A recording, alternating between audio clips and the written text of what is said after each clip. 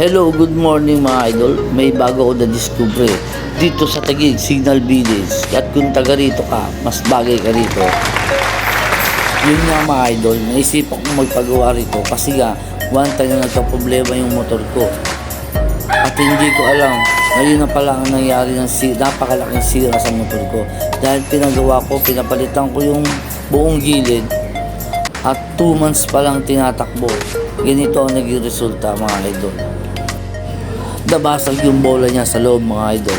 Napaka-importante pa naman ito sa motor, lalo na sa scooter. Kaya mga idol, payo ko lang sa inyo, mag-iingat tayo sa mga ibang motor shop na wala silang inisip na kundi basta makapagbenta lang o makapag-ayos lang ng motor, okay na sa kanila. Ang importante mga idol, yung magiging sulit ang pagpapagawa natin kasi binabayaran natin to. Kasi may mga motor shop mga idol na alam nila ay yung magkabit ng mga piyesang ibinibenta nila. Pipili tayo doon sa mga mekaniko na hindi lang pagkakabit ang alam, kundi ang alam nila yung pagre-repair ng problema sa motor, at malaki na itutulong nila sa atin para hindi tayo mapagastos ng oso mga idol. Dito sa pinuntahan ko, sobrang galing at madiskarte ang mekaniko.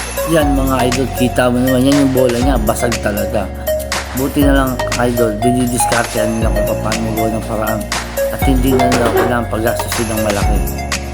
At dito mga idol, magsasuggest pa sila hanggat kaya pa nilang gawa ng paraan. Pero kung hindi na talaga, sasabihin naman nila sa inyo kung kailangan natin palitan ng pyesa.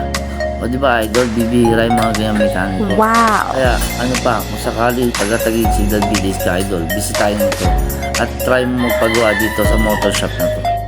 At pagdating sa mga parts at motor oil ay napakamurang halaga. Kaya tara na sa Portport Works Duchel Motor Shop mga idol. Dito lang yan, along Colonel Bravo, Signal Village, Taguig. At shoutout nga pala sa iyo, Boss Joel. Siya yung may-ari ng shop na to. Salute sa iyo. Mga idol, sa mga hindi pa po nakapag-subscribe sa YouTube channel ko, subscribe na lang po, pa-like and share. Salamat po.